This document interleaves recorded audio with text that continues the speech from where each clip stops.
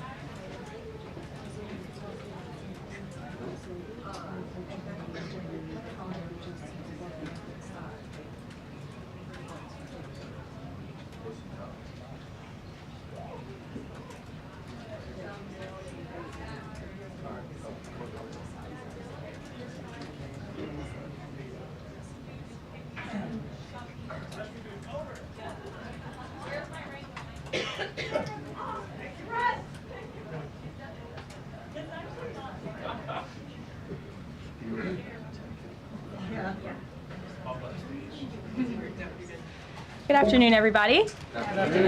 Good to see all of you. Happy Friday. The President looks forward to embarking on his historic return to the Middle East, visiting Saudi Arabia, Qatar, and the United Arab Emirates next week, where he will focus on strengthening ties between our nations. 8 years ago, President Trump's first trip was to this same region of the world, where he introduced his bold peace through strength foreign policy strategy. On that trip, the president laid out his goal of eradicating terrorism and extremism in the region, which he successfully accomplished over the course of his administration with the total defeat of ISIS and the historic signing of the Abraham Accords. Now, 8 years later, President Trump will return to re-emphasize his continued vision for a proud, prosperous, and successful Middle East, where the United States and Middle Eastern nations are in cooperative relationships, and where extremism is defeated in place of commerce and cultural exchanges. This trip ultimately highlights how we stand on the brink of the golden age for both America and the Middle East, united by a shared vision of stability, opportunity, and mutual respect. The President greatly looks forward to visiting with our brave men and women in uniform at our U.S. Air Base in Qatar throughout this trip. Yesterday, President Trump demonstrated the art of the deal and secured a historic trade agreement, despite all of the naysayers who said no deals were coming. That, of course, turned out to be untrue. On the 80th anniversary of Victory Day for World War II, President Trump announced a great deal that provides American companies unprecedented access to the UK markets while bolstering U.S. national security. This trade deal will massively expand U.S. market access in the United Kingdom, creating a $5 billion opportunity for new exports for U.S. farmers, ranchers, and producers. This includes more than $700 billion in ethanol exports and $250 million in other agricultural products like good old American beef. The deal commits the United States and United Kingdom to work together to enhance industrial and agricultural market access and strengthens American competitiveness. Importantly, the deal also ensures streamlined customs procedures for U.S. exports. The UK will also be purchasing $10 billion of American-made Boeing planes as part of the deal. A trade agreement like this between the United States and the United Kingdom was being worked on for many years, but continued to prove elusive. But because of President Trump's bold negotiating approach, he got it done. All of this happened because of President Trump's implementation of powerful tariffs to end the era of economic surrender and rebalance America's trading agreements. American workers and companies are the best in the world, and they finally have a president who has their backs, fights for them, and delivers good deals that puts them first. This is just the first of many trade deals to come. Get ready for more historic deals and our country to boom like never before. On that note, Treasury Secretary Scott Bessent and Ambassador Jamieson Greer will meet with the lead representatives on economic matters from the People's Republic of China over the weekend in Switzerland. As President Trump has said, the United States and China have been talking for some time over the course of the administration, and now teams from both countries will meet in person to continue discussions. You can be certain that President Trump and his trade team will ensure we work to achieve the best deal possible for America. In other news, the Trump administration just announced a new incentive for illegal aliens living in the United States to self-deport. Eligible illegal aliens who now use the CBP Home app to self-deport will receive a clear, safe way to leave the United States. Their plane tickets home may be paid for, and they will receive a $1,000 stipend once we have confirmation that they have left our country. This new feature will allow illegal aliens to have a planned departure out of the country and to leave as soon as possible in a dignified way. If illegal aliens make the right decision here and submit their intent to depart through the CBP Home app and pass extensive vetting, they will be temporarily deprioritized for ICE detention and enforcement action before their scheduled departure. And leaving voluntarily in this matter may improve their legal immigration options in the future. This initiative will also save massive amounts of money for American taxpayers. Voluntary departures are much more cost-effective than traditional removals. By deploying the CBP Home app in this new way, President Trump is aiming to reduce the need for costly arrests, detentions, and court proceedings. Currently, the average cost of traditional removal is more than $17,000 per illegal alien. Our projections estimate that the use of the CBP Home app will massively reduce that financial burden by approximately 70%, so taxpayer dollars can be redirected and our brave immigration law enforcement officers can focus on removing the most violent illegal aliens hiding in our communities. Finally, it was announced this morning that First Lady Melania Trump secured a $25 million investment in President Trump's budget to provide housing and support for youth transitioning out of foster care. And in recognition of the 7th anniversary of Mrs. Trump's Be Best initiative, the U.S. Department of Housing and Urban Development allocated funds toward the agency Foster Youth to Independence program. Yesterday, Mrs. Trump hosted a special celebration of military mothers with the president, bringing together 150 military moms from around the country to recognize their service, not just in their home, but for our country. For those of you who were there at the events yesterday like I did, I have no doubt you will join me in recognizing how truly special those moments were. So let's get to questions. Here in our new media seat today is Andrew Egger, the White House correspondent for The Bulwark. The Bulwark is a new media company launched in 2019 with hundreds of thousands of readers on Substack and more than 1 million subscribers on YouTube. Andrew, please kick us off, and thanks for being here. Yeah, thank you for having me, Karoline. The president posted another ad this week for his Trump meme coin. The group that's running that coin is encouraging people to buy in order to win a dinner this month with the president. Why is the president planning to attend a dinner for the top investors in his coin? Look, the president is abiding by all conflict of interest laws. The president has been incredibly transparent with his own personal financial obligations throughout the years. The president is a successful businessman, and I think, frankly, it's one of the many reasons that people reelected him back to this office. There are at least some people who are buying this coin who seem to view it as an opportunity to influence the president's views. There was a logistics company this week that said they would buy $20 million in the coin in order to advocate for free trade between the U.S. and Mexico. If buyers are buying for that reason, are they wasting their money? Look, I can assure you the president acts with only the interests of the American public in mind, putting our country first and doing what's best for our country, full stop. That's his intention, and that's what he's focused on. Sure. Kristen, good to see you here today. Welcome back. Caroline. Thank you. Glad to be back.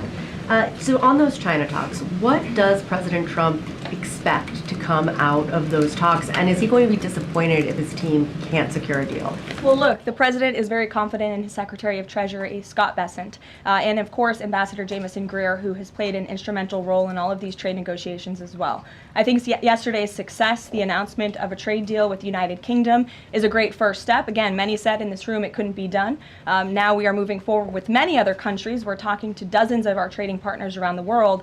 But of course, China is a major country, a major player in this space. And the president has said, and he's right, that China needs the United States of America. They need our markets. They need our consumer base. And Secretary Bessent knows that he's going to Switzerland this weekend with the full support and confidence and trust of the president here at home.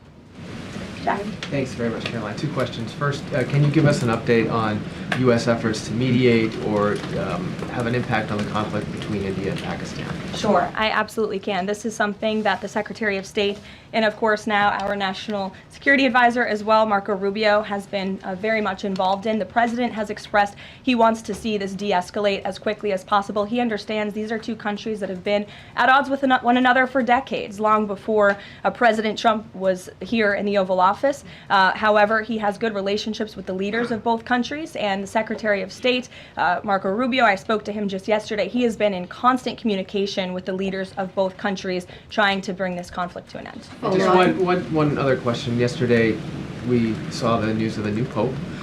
Before Pope Leo became Pope Leo, there were some critical comments that he made about President Trump and about Vice President Vance on his then X account. Does the White House have any reaction to those comments? The president made his reaction to Pope Leo's announcement yesterday very clear. He is very proud to have an American Pope. I think it was a surprise to everyone. I saw the news media was surprised to report on that yesterday, but it's a great thing for the United States of America and for the world, and we are praying for him. Thanks, Caroline. The president has been pretty firm on keeping these 145% tariffs in place on Chinese imports. Today, via Truth Social, he said that he'd be possibly open to lowering those to 80%. Why the change, and how did the president land on 80? The president still remains with his position that he is not going to unilaterally bring down tariffs on China. We need to see concessions from them as well. And again, that's part of the reason that Secretary Bessent is going to talk to his Chinese counterparts this weekend to start those discussions in person. As for the 80% number, that was a number the president threw out there, and we'll see what happens this weekend. And always in the effort of transparency, I'm sure you'll hear directly from the Treasury Secretary or the president after those negotiations conclude. Jackie. Thank you, Caroline. Why did the White House announce this deal with the UK before all of the details were finished? That's not true, actually. I saw the fact sheet. I saw the deal as well before the president brought all of you in the Oval Office in the effort of transparency. You had the president and the prime minister on the phone talking to all of you directly about how this was a great deal, a phenomenal deal, and discussions will continue. But as I spoke to our Ambassador Greer yesterday, this is how trade deals work. You set an initial agreement, you set the framework, you set up the deal, and then of course, T's have to be crossed and I's have to be dotted, but this deal is a good deal, and the numbers are determined, and all of the market access that I just discussed will remain. Does that mean that the 10% baseline is going to still be there at the end when all of the other details are ironed out? The president is committed to the 10% baseline tariff, not just for the United Kingdom, but for his trade negotiations with all other countries as well. Permanently, even after the deals are done, like that is going to remain? The president is determined to continue with that 10% baseline tariff. I just spoke to him about it earlier. Stephen. Thank you, Caroline. I'd like to ask about New York and about a personnel matter. On New York, the mayor, Eric Adams, is here today. Could you tell us anything more about the visit, who initiated it, what they're talking about? And also, is there any comment from the White House on the air traffic control issues in Newark? All I will say on Mayor Eric Adams is that he requested a meeting with the president, and the president was willing to take it. If the president wishes to discuss his private meeting afterwards, I will let him do that himself. Yes, I'm glad you asked about the FAA.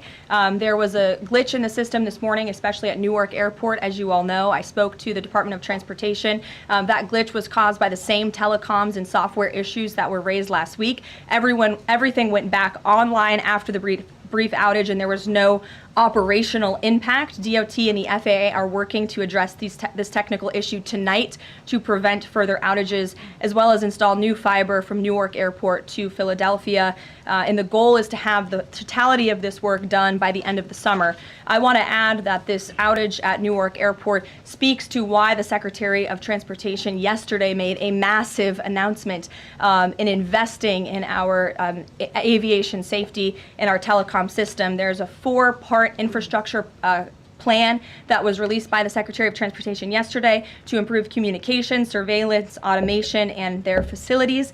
They want to replace the antiquated telecom systems with new fiber, wireless, and satellite technologies, replace more than 600 radars, which have gone way past their life cycle, and address runway safety. They want to build 6 new air traffic control centers for the first time since the 1960s and replace towers as well. They want to implement new modern hardware and software for all traffic facilities to create a common platform system throughout the towers. These are much needed changes. This is a very bold plan by the Department of Transportation. I think it's unfortunate that the previous administration sat on their hands and did nothing, but how grateful we are that we have a Department of Transportation and a secretary and a president who's willing to take bold action and change. The personnel matter, Caroline, could I ask? Thanks, Caroline.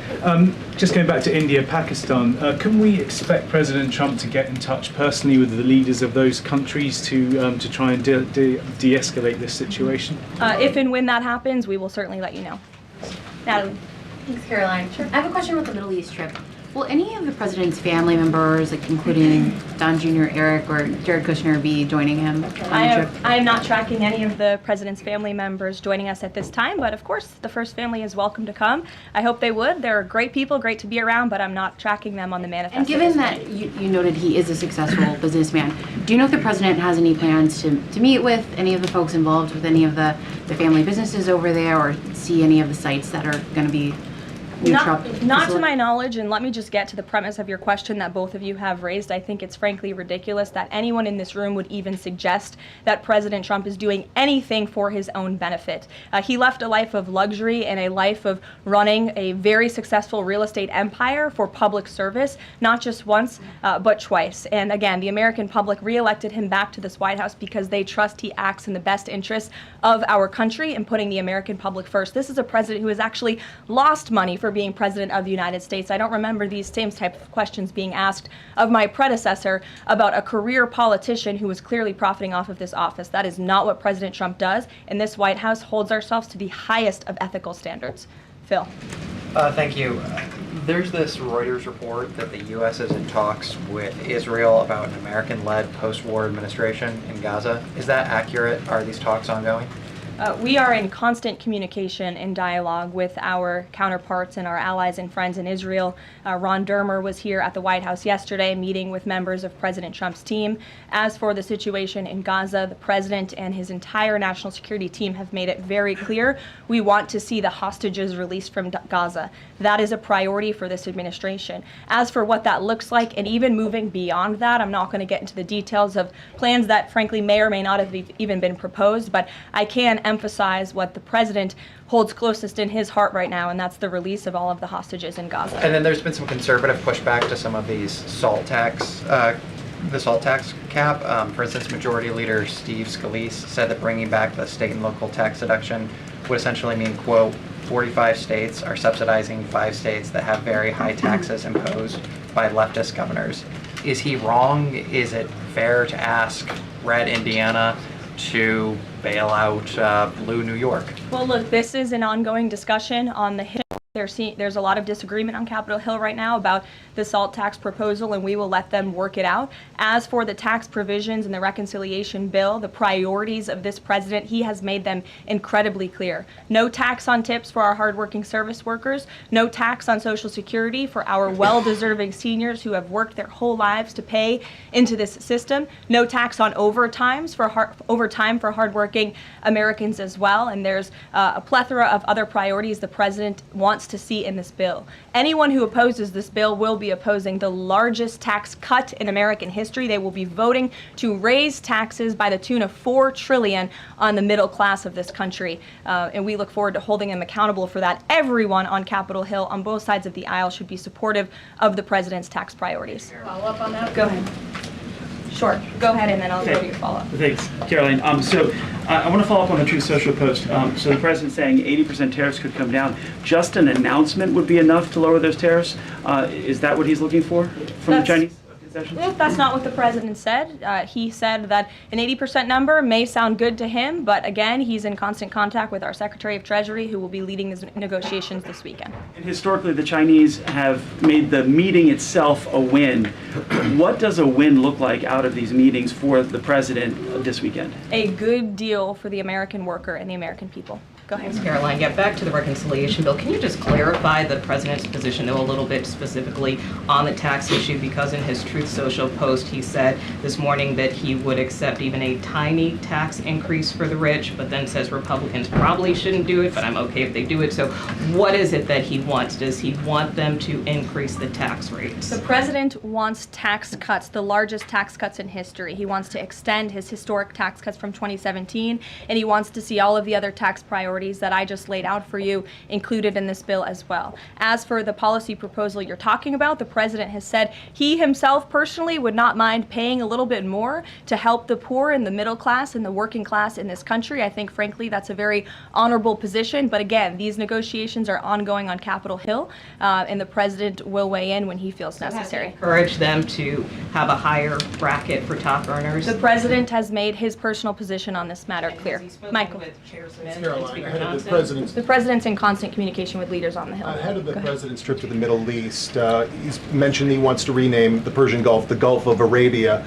Iran is now saying that doing so will bring the wrath of all Iranians. Can you talk about the support that the Gulf of Arabia has in the region and why this is important to the president? Well, first of all, the president has said he hasn't made a determination yet. That was in the news that you guys all asked him about it, and he said he wasn't quite sure. So he hasn't made a definitive decision on that yet. And secondly, Caroline, the president has shown support for South African refugees that are coming to the United States next week. Can you talk about what these refugees are fleeing and why this is a priority for the administration? Well, the president has actually signed an executive order on that matter. My office can get it back to you, Michael. But this group in South Africa has faced racial persecution. In fact, the government there has vowed to take away their farmland that they own. And so the president has talked significantly about this. As for further details on refugee claims and asylum claims, I would defer you to the State Department. Can I follow up on that? Go ahead. No, in front of you. Thanks, sorry. Sure. Thanks, Caroline. Does the administration have any response to the news today that a federal judge has ordered the immediate release of Ramesa Ozturk from detention, and particularly his comments that the government submitted no evidence other than an op-ed that Ozturk wrote last year? I will have to check in with the Department of Homeland Security on that particular case, but I think our overall feeling, we've made quite clear that lower level judges should not be dictating the foreign policy of the United States, and we absolutely believe that the President and the Department of Homeland Security are well within their legal rights to deport illegal immigrants. As for visa revocations, the Secretary of State has the right to do that as well. It is a privilege, not a right, to come to this country on a visa. But I'll check in on the specific case. My office will get you details. Sure. Caroline, yesterday the administration appears to have started dismantling the Consumer Product Safety Commission. This is the federal agency, an independent one that does recalls and is responsible for product safety. Does the administration not believe that it's important, to keep toys and cribs? I mean, you're a young mom, off of the product of the market. It's a federal agency within which branch? It's the executive branch. Who's the head of the executive branch? The President of the United States. Created by Congress. He has the right to fire people within the executive branch. It's a pretty simple answer. Francesca. Thanks. One foreign policy one and then a domestic policy thing, if I could. As far as the president's trip goes next week, is he planning to meet with the FIFA president in either Saudi Arabia or Qatar? And if so, could you give us some more details about that? The president has quite a few meetings with many people when he is there. We can certainly check at the itinerary and let you know if the FIFA president will be there next week. Frankly, I'm not quite sure, but we can certainly get you an answer. As you know, the president attended a FIFA task force meeting at the White House this week. And on the domestic front, could you explain why the FEMA administrator was removed from his position this week? Look, this is a personnel matter in regards to the Department of Homeland Security, but my understanding is that this individual testified saying something that was contrary to what the president believes and the goals of this administration in regards to FEMA policy. And so, of course, we want to make sure that people in every position are advancing the administration's goals. But as for specifics, I defer you to the Department of Homeland Security. We leave it up to our great cabinet secretaries when it comes to personnel matters. Sure, in the back. Thank you. Aid hasn't gone into Gaza in 10 weeks. Israel says that this is a policy to pressure Hamas in the negotiations, the ceasefire negotiations.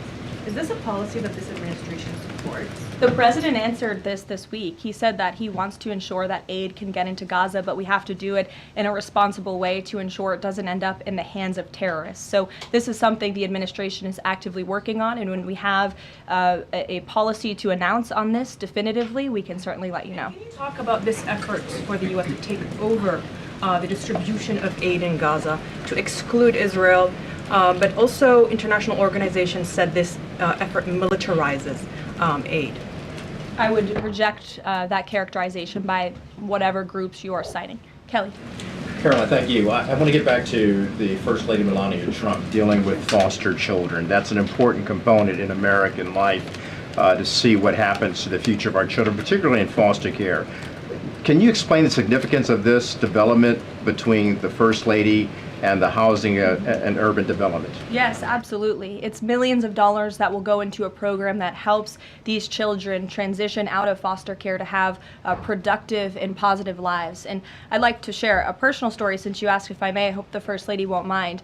I was at an event in Florida last year, and I was approached by a gentleman who was a foster dad, and he had taken in I think it was 6 or 7 foster children. And he spoke to me. He had recognized me in my work for President Trump's campaign at the time. And the little boy who was with him talked about the personal relationship that he had with First Lady Melania Trump. And the conversation she had had with him and how she really encouraged him to be the best that he could be during her first term here at the White House, and how even after she and President Trump left the White House, she kept in very close touch with this young foster child. It was a touching moment that I will never forget, and it speaks to the heart of this First Lady and the great work that she is doing for foster children. And this is certainly a very big announcement that I know our Secretary of Housing and Urban Development is in particular very excited about, and we can certainly get you all the details on that program. John. Thanks a lot, Caroline. I want to ask you about the trade deal that the president announced yesterday with the UK as it relates to the auto sector. Sure. The trade group that represents the big three here in the U.S. believes that it may put the big three automakers at a competitive disadvantage. What the trade group says is that it will now be cheaper to import a UK vehicle with very little American content than a USMCA compliant vehicle imported from Mexico or Canada with just 50% American content. What's your response to that criticism coming from this trade group? Well, first of all, let's be clear about what the deal does. It sets a 10% rate on auto imports for the first 100 cars that are imported into the United States. 100,000 cars, thank you. That would be very few cars. 100,000 cars imported from the United Kingdom. After 100,000 vehicles, it goes back up to a 25% tariff.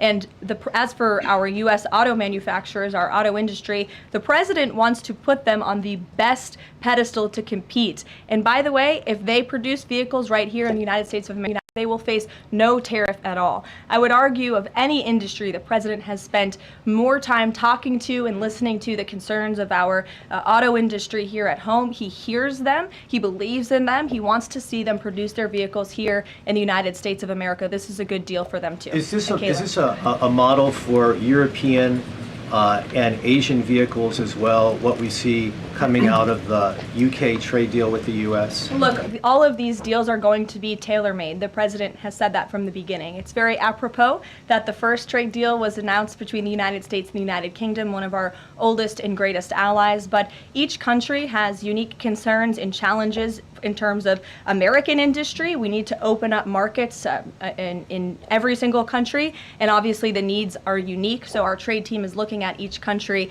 and the advantages that we can pursue for American industries and American workers. Sure.